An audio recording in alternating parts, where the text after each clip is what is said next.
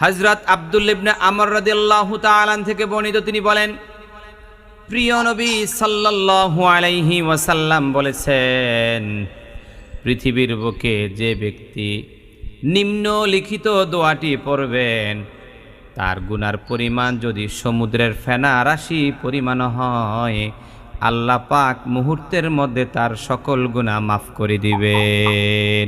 জোরে জোরে বলেন না সুবহানাল্লাহ। সুবহানাল্লাহ, এইবার এই সুবহানাল্লাহ। দোয়াটা জানার দরকার আছে না নাই? জি জি।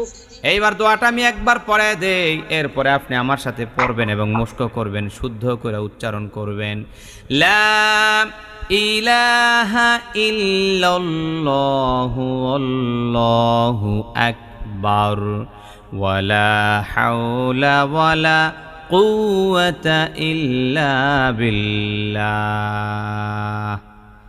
এবার আমার সাথে পড়েন, লা ইলাহা, পড়েন, লা ইলাহা ইল্লাল্লাহু ইল্লাল্লাহু ওয়াল্লাহু আকবার ওয়াল্লাহু আকবার ওয়ালা হাওলা ওয়ালা হাওলা ওয়ালা হাওলা ওয়ালা হাওলা ওয়ালা কুওয়াতা ওয়ালা কুওয়াতা ইল্লা বিল্লাহ।